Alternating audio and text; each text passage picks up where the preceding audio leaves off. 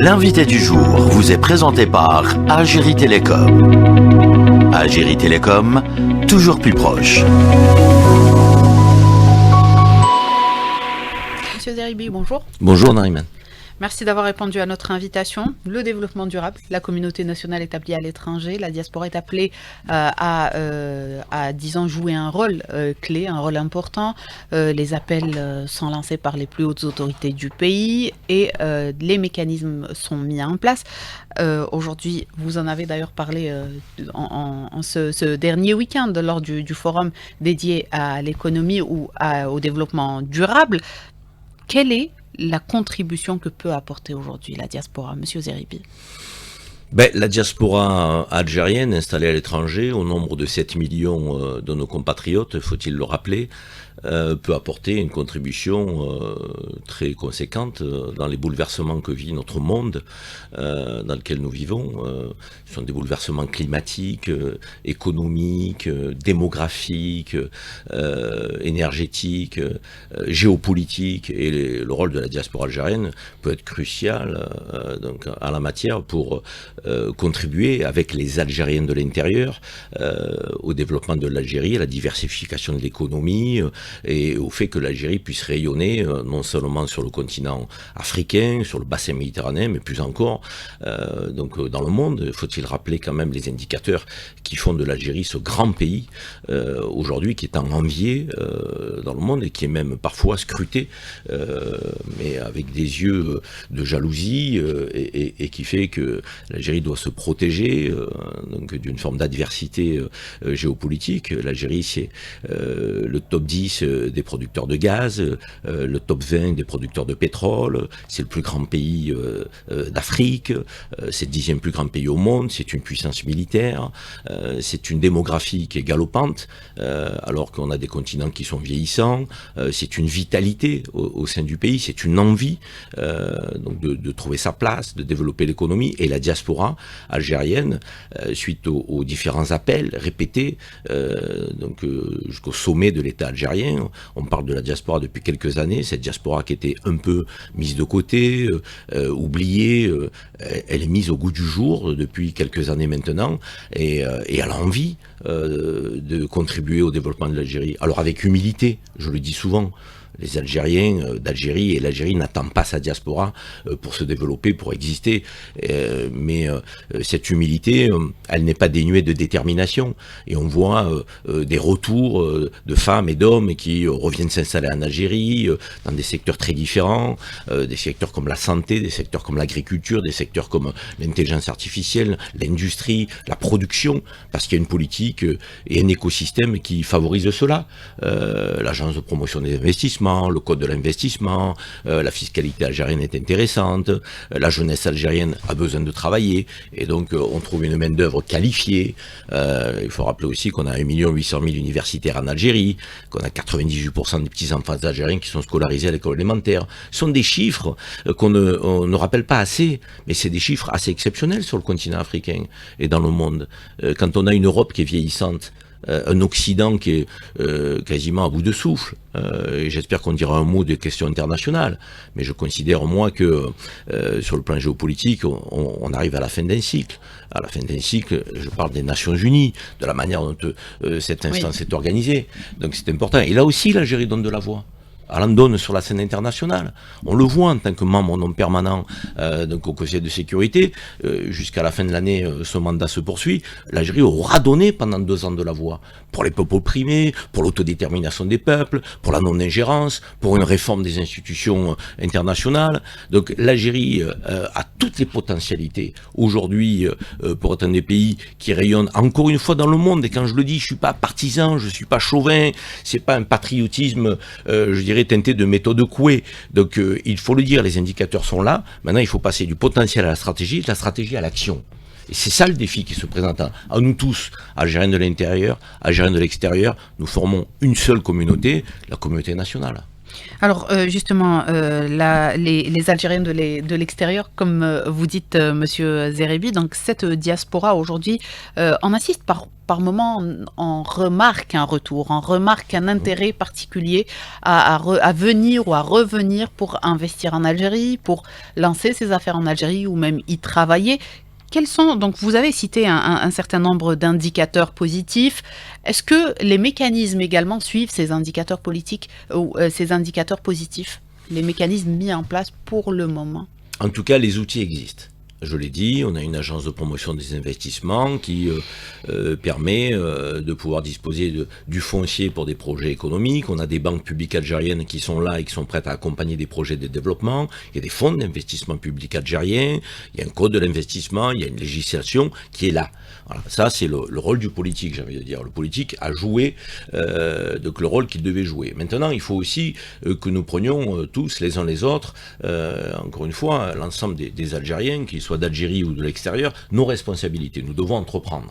Nous devons donc investir en Algérie, dans des secteurs qui sont porteurs. Il faut aller vers l'autosuffisance alimentaire rapidement. C'est un sujet stratégique. On ne doit pas dépendre de qui que ce soit en matière agriculture. Sur le plan énergétique, nous sommes déjà indépendants. Mais nous devons aller vers une énergie aussi propre. La géothermie, les énergies renouvelables. On a un taux d'ensoleillement qui est un des plus importants au monde en Algérie, 3600 heures par an. Je dirais, c'est une puissance solaire, l'Algérie. Donc, et là aussi, donc, il faut qu'on utilise cet atout considérable. On a une jeunesse algérienne qui a beaucoup utilisé les mécanismes sur les startups, donc l'intelligence artificielle, donc, qui représente l'avenir. Donc, on a tous les indicateurs. Et j'ajoute qu'on a des médecins qui reviennent. Vous savez, ce genre de phénomène, ça ne trompe pas. Donc, on avait des médecins formés en Algérie qui partaient à l'étranger. Aujourd'hui, on a des médecins algériens formés en Algérie qui partent à l'étranger, qui reviennent en Algérie. Parce que, d'abord, ils ne sont pas très bien traités en Algérie, à l'extérieur, il faut bien le dire. Je pense aux médecins français. Vous savez que les médecins algériens qui opèrent en France, donc ils ne sont pas très bien considérés. Donc, beaucoup reviennent en Algérie. C'est un bon signe, ça. Parce qu'on a des experts, des spécialistes, des compétences dans divers domaines qui ont envie de revenir en Algérie. Donc, il faut accompagner cela. Peut-être, pour faire une proposition concrète, il faudrait que nous ayons un comptoir d'accompagnement des porteurs de projets économiques de la diaspora qui ont envie d'investir en Algérie pour leur permettre de se saisir des outils, d'avoir une prise de rendez-vous plus rapide, plus fluide. Donc il faut peut-être accompagner notre diaspora dans sa volonté d'investir en Algérie. Ça, c'est peut-être quelque chose que nous autres, nous, membres de la diaspora, devons organiser. C'est à la diaspora d'organiser ou c'est également au pouvoir public de permettre de mettre en place ces comptoirs, comme vous l'avez dit, peut-être au niveau des consulats, au niveau des différentes représentations diplomatiques?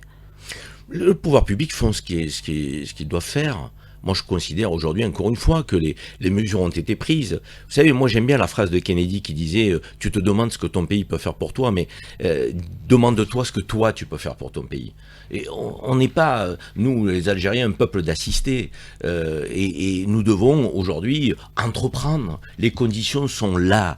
Elles sont positives. On a un potentiel extraordinaire dans notre pays.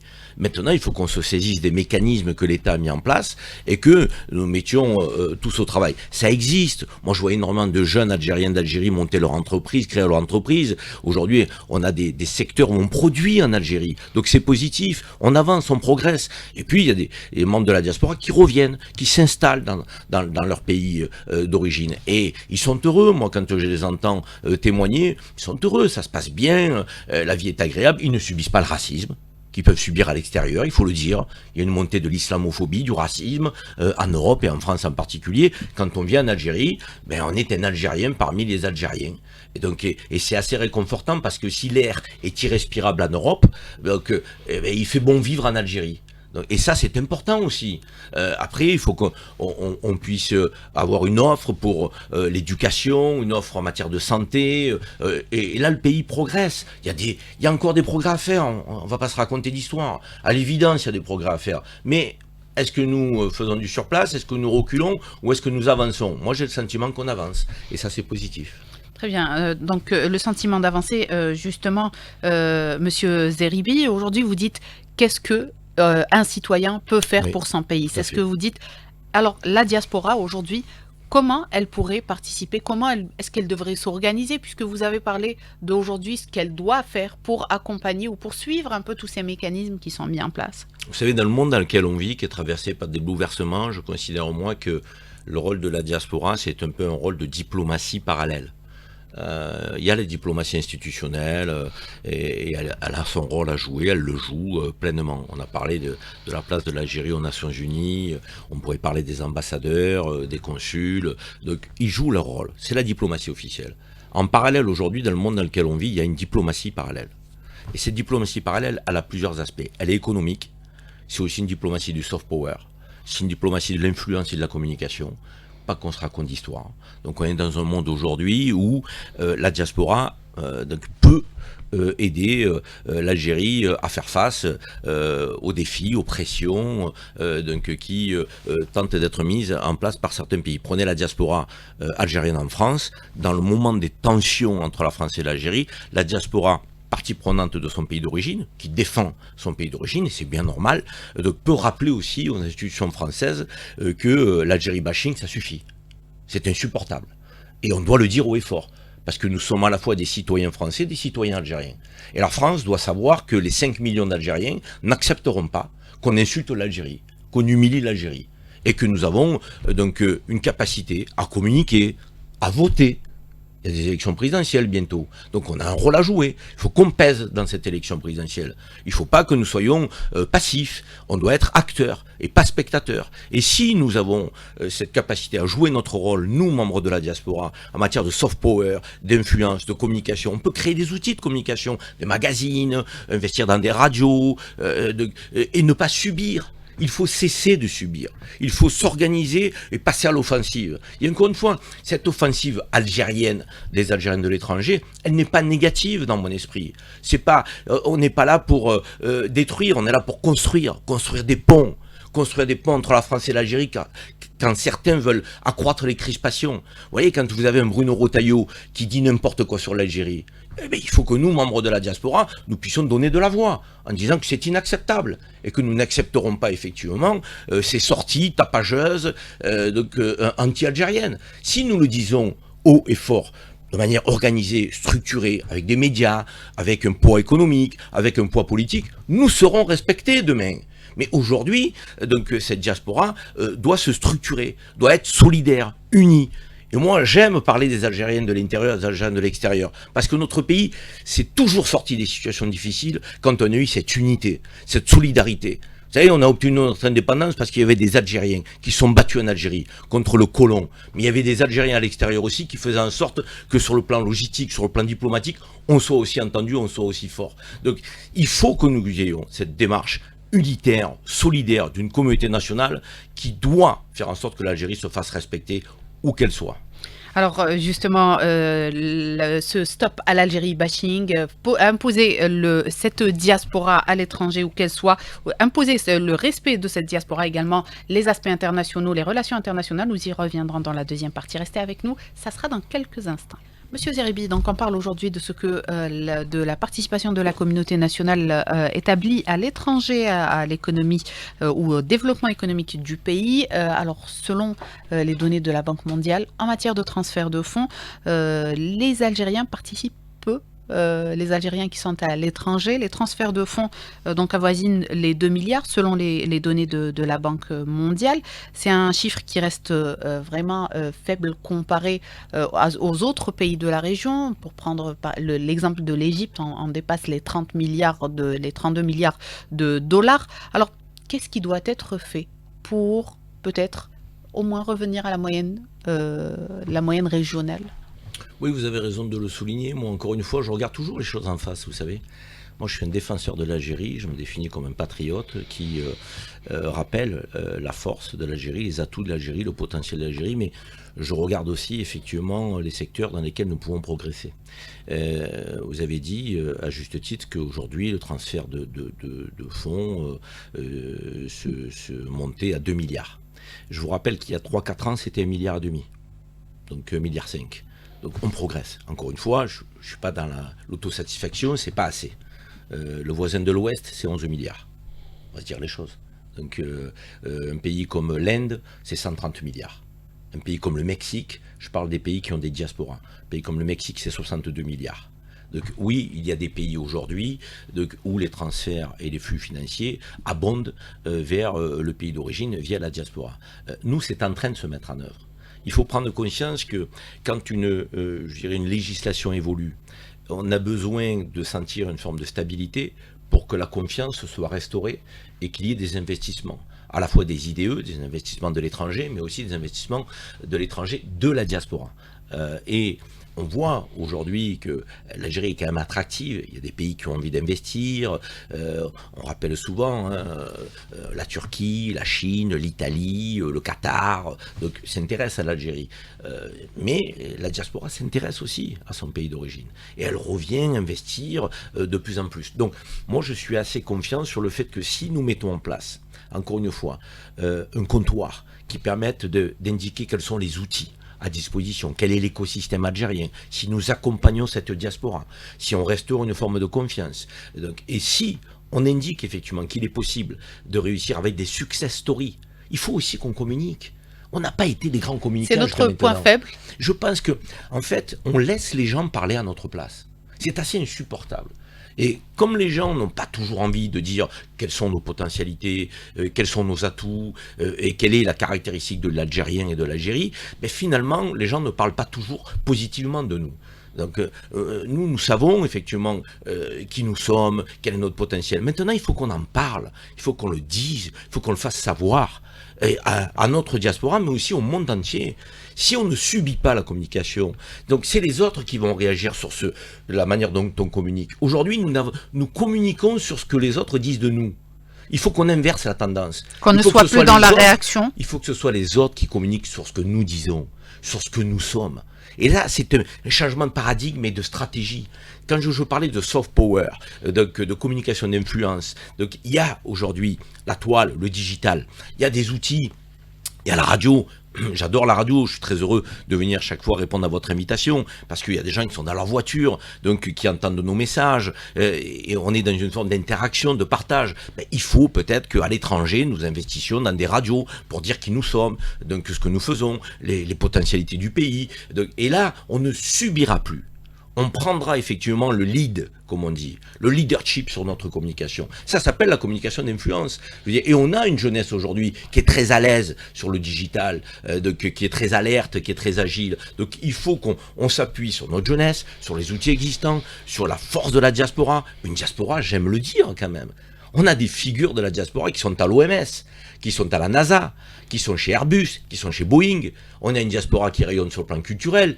On a sur le plan industriel des Algériens qui font rayonner leur savoir-faire, leurs compétences. Maintenant, ces Algériens qui rayonnent à l'étranger, il faut qu'ils pensent à ramener ce savoir-faire en Algérie. Et il faut que l'Algérie, qu'avec les Algériens de l'intérieur, n'exporte plus ses cerveaux. On n'a pas exporté les cerveaux algériens. Ce qu'il faut que nous exportions, ce sont nos produits, nos idées, notre savoir-faire, notre production. Il faut que nous devenions un pays souverain dans tous les secteurs de l'économie. Et nous le ferons encore une fois en utilisant les compétences de l'intérieur, les compétences de l'extérieur. C'est le défi qui se présente à nous. On a tous notre pierre à apporter à l'édifice. Moi, quand j'ai créé le Conseil mondial de la diaspora algérienne, je l'ai fait pour cela. Je ne l'ai pas fait dans une quête de business ou de parcours individuel, d'ambition individuelle. Moi, mon parcours, il est fait. J'ai plus rien à prouver. Moi, c'est mon patriotisme aujourd'hui que je mets dans cet engagement, dans cet investissement. Et le patriotisme, j'en termine par là, pardonnez-moi, c'est aussi quelque chose qui est la caractéristique des Algériens. On a le patriotisme dans notre ADN. Et ça aussi, c'est jalousé. Parce que vous avez énormément de pays qui ont perdu ce lien aux racines, ce lien à leur histoire. Mais nous, les Algériens, où que nous soyons, nous avons l'Algérie au cœur. Et ça dérange. Et même si ça dérange, il faut qu'on le fasse entendre, qu'on le dise et qu'on en soit fier. Alors justement, vous avez parlé de ce que vous avez appelé Algérie bashing, que subissent aujourd'hui, ces Algériens, ou que subissent ces Algériens qui sont à l'étranger, notamment en France, toutes ces pressions qu'ils subissent, notamment avec cette politique de l'extrême droite, et ce racisme et cette islamophobie que vous avez cité, ça devient étouffant, ça pousse à un retour, monsieur Zeribi. À l'évidence, quand vous êtes né en France, formé par l'école républicaine, que vous êtes toujours bien comporté, que vous cherchez du boulot et que vous envoyez 300 CV, vous êtes un jeune, vous n'avez pas de réponse. Vous cherchez un logement, on vous explique que votre patronyme ou votre faciès ne correspond pas, que vous êtes surcontrôlé par les contrôles de police. Il y a des rapports, médiateur de la République, la médiatrice de la République a fait un rapport dernièrement qui montre que le taux de contrôle aux faciès et aux discriminations donc, explose en France. Évidemment, quand vous avez ce contexte-là, vous vous posez des questions. Est-ce que je suis français? Est-ce que je ne le suis pas? Moi, j'ai toujours été à l'aise sur le plan identitaire. Moi, je suis français et algérien. Que ça ne plaise ou que ça ne plaise pas, je veux dire, moi j'ai une double appartenance, c'est mon histoire, donc, et c'est comme ça, et je ne peux pas faire autrement. Il y a une chanson qui disait on ne choisit pas où on est. Donc la réalité c'est qu'en France aujourd'hui, il y a une islamophobie, il y a un racisme, et qui est presque institutionnel et gouvernemental. Quand on a un ministre de l'Intérieur comme Bruno Retailleau, oui, il a une parole qui est vécue comme une parole raciste. Oui, il a une parole qui est vécue comme une parole islamophobe. Quand vous dites à la tribune des meetings « Ah bah le voile », excusez-moi, le voile, c'est la décision de chaque femme de le porter ou de ne pas le porter. C'est la liberté de conscience. C'est sa relation à Dieu. Donc on doit respecter donc, tous les croyants. Pas simplement les juifs, pas simplement les chrétiens, pas simplement les bouddhistes. On doit aussi respecter les musulmans. Il faut le rappeler. Donc à la France, qui est un grand pays de principes et de valeurs, mais qui parfois a ses principes et ses valeurs dévoyés par des politiques qui ne sont pas à la hauteur, qui ne sont pas des hommes d'État, qui sont des petits politiciens, qui montent les haines entre les Français et qui les confrontent et qui crispent le pays. Donc oui, nous avons un rôle à jouer là-bas et nous avons une volonté de contribuer ici. Et encore une fois, moi je prône une diaspora qui aura un pied dans le pays là où elle est née, là où elle a grandi. Donc, en l'occurrence pour nous c'est la France. Il n'est pas question que nous sentions chassés de ce pays. Nous avons un rôle à jouer, une place à tenir et cette place, on doit la tenir aussi au service de l'Algérie et nous devons contribuer par la même occasion au développement économique de l'Algérie. C'est assez simple notre position. Après, certains effectivement essaient de la compliquer. Nous devons faire face, nous devons nous organiser, nous devons nous faire entendre. Alors, d'autant qu'aujourd'hui, vous en avez parlé, d'ailleurs, Monsieur Zeribi, c'est bientôt les présidentielles en France et l'enjeu est de taille et cette communauté algérienne installée en France qui, rappelons-le, représente plus de 80% de notre diaspora, ce qui est très important, a un rôle clé à jouer et pèse de tout son poids sur diaspora algérienne et autres, d'ailleurs, qui sont installés dans le pays, peut peser de tout son poids sur le sort du scrutin. On a un rôle prépondérant, mais prépondérant. On est à la croisée des chemins, on est à un tournant. Soit on a un candidat à la présidentielle qui prend le pouvoir et qui est xénophobe, islamophobe, algérophobe, il faut le dire, et qui créera des tensions toujours plus importantes entre la France et l'Algérie. Soit on se mobilise et on met en place donc un homme d'État qui peut porter une vision, je dirais, de respect, restaurer la confiance, une relation d'égal à égal entre la France et l'Algérie, une relation de respect, quelqu'un qui reconnaîtra l'histoire, mais qui nous projettera aussi dans l'avenir, avec une volonté de relation à la fois fraternelle, basée sur le respect, dans la dimension économique. On a un candidat, aujourd'hui, donc Bruno Retailleau qui se prépare, qui est pour moi un candidat dangereux. Mais en face, on a d'autres candidatures. Donc candidature comme celle de Dominique de Villepin par exemple, qui peut être très intéressante pour la France et pour les Français en général et pour les Français d'origine algérienne en particulier. Donc il faut regarder ça de près, mais en tout cas il faut se préparer, se mobiliser, il faudra être encore une fois acteur et pas spectateur de cette élection. C'est fondamental pour la relation entre la France et l'Algérie. Moi je veux une relation de confiance, restaurée, qui sorte des crispations, qui sorte de l'humiliation, qui sorte de l'irrespect. Donc, et ça c'est prépondérant et c'est notre rôle. En partie, vous savez combien a fait Éric Zemmour de voix lors de la dernière élection quand il a fait 7%? Il a fait 2 millions de voix. Nous sommes 5 millions. Si on se mobilise à 50%, on pèse quasiment 10% sur une élection présidentielle. Vous savez ce que c'est 10%? Ça veut dire que la communauté algérienne installée en France, les franco-algériens, peuvent décider par leur mobilisation de qui est président de la République. C'est pas rien ça comme place quand même, dans un pays comme la France. Alors, Monsieur Zeribi, vous parlez donc aujourd'hui des relations des relations franco-algériennes. Vous dites que aujourd'hui, l'Algérie veut des relations respectueuses, qui respectent ou qui reconnaissent cette histoire et qui ont une vision de l'avenir qui respecte la souveraineté de l'Algérie et son développement, qui respecte tous les choix, toutes les décisions souveraines que prend aujourd'hui l'Algérie. Sur le plan international, justement, l'Algérie prend position également, des positions justes, des positions honorables, qui également, ne plaisent pas à tout le monde. Moi, je suis très fier des positions de l'Algérie sur la scène internationale. Je tiens à vous le dire. Je pense que nous sommes très nombreux à ressentir ce sentiment de fierté. Quand l'Algérie défend la Palestine, donc à la table des Nations Unies, en portant des résolutions, quand l'Algérie dit son refus d'une indignation à géométrie variable, quand l'Algérie rappelle le droit international, le refus de la colonisation, des expropriations, quand l'Algérie cible Netanyahou et son gouvernement d'extrême droite messianique, avec courage, avec fierté, la tête levée, nous sommes tous très fiers. Et je pense qu'au-delà de la communauté algérienne, dans le monde, il y a énormément de nations qui saluent la position algérienne. Parce que c'est une position qui, je dirais, est constante. Nous n'avons pas une indignation à géométrie variable. Nous ne manions pas le droit international en fonction de qui est l'oppresseur, de qui est l'oppressé.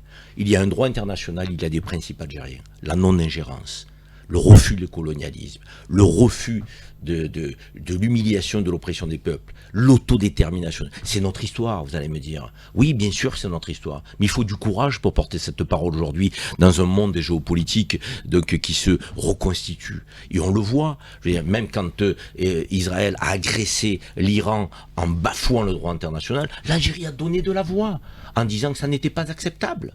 Moi, je vais même plus loin. Moi, je vous dis aujourd'hui que nous sommes à la fin d'un cycle.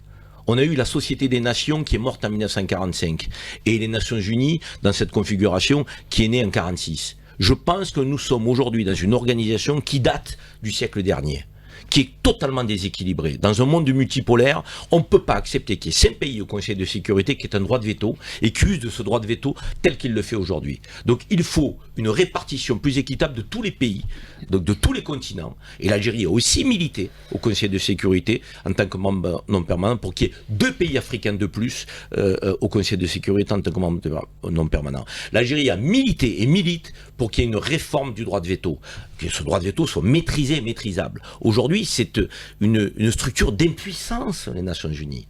Et on voit bien que le G7 d'un côté, les BRICS de l'autre, pèsent beaucoup plus que les Nations Unies. Donc il faut que les pays du Sud global continuent de s'organiser. Il faut qu'on aille vers cette forme de désoccidentalisation du monde. C'est insupportable que l'Occident impose ses règles, et ces règles injustes, à la fois sur le plan commercial, sur le plan du respect du droit international. Le droit international, il est foulé aux pieds, il est bafoué. Avec un 2 poids 2 mesures permanent. Toujours permanent, et qui est relayé par les médias.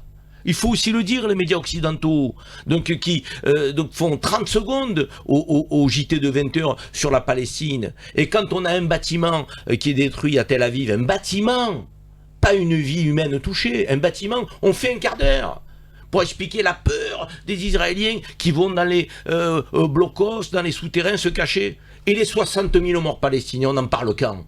Et les femmes et les enfants qui ont été tués, une hypocrisie. On en parle quand? Donc à un moment donné, oui, cette hypocrisie, elle est insupportable. Elle est intenable. On ne pourra pas durer comme cela. Et d'ailleurs, les peuples ne s'y trompent pas. Malgré les positions des divers gouvernements qui sont en soutien inconditionnel à un gouvernement d'extrême droite messianique. Moi d'ailleurs, je vais vous dire, je vais arrêter de dire gouvernement. C'est un régime colonialiste et messianique. Voilà, le régime de Netanyahou. On dit régime des Mollahs, et quand ils veulent attaquer l'Algérie, ils disent régime algérien. Il faut qu'on utilise leur sémantique. C'est un régime colonialiste et messianique. Et ce régime-là, aujourd'hui, les opinions dans le monde entier, les peuples du monde entier, et pas simplement les Arabes ou les musulmans, s'insurgent contre ce que subissent les Palestiniens. Ils sont en désaccord avec leur gouvernement. Je veux juste vous dire qu'il y a un pays européen quand même qui se comporte comme il se doit. C'est l'Espagne. Quand je vois Pedro Sanchez prendre la parole, refuser aujourd'hui l'oppression que subissent les Palestiniens, j'ai envie de le saluer, de dire à la France et à Emmanuel Macron, prenez exemple sur notre voisin espagnol. Donnez de la voix comme Pedro Sanchez. Donc expliquez effectivement que le droit international doit être respecté. Un peu de courage, la tête levée. Prenez exemple sur l'Algérie qui a des positions constantes sur la scène internationale. Donc oui, l'Algérie nous rend fiers. L'Algérie rend fiers les peuples qui prônent la justice, l'autodétermination des peuples, la souveraineté des peuples, la non-ingérence. Il faut continuer sur cette dynamique parce que c'est aussi cette dynamique qui fera que notre image dans le monde sera une image effectivement qui sera, je dirais, respectée. Et c'est important ce mot-là, le respect. L'Algérie mérite le respect. C'est mon message fort ce matin à votre antenne.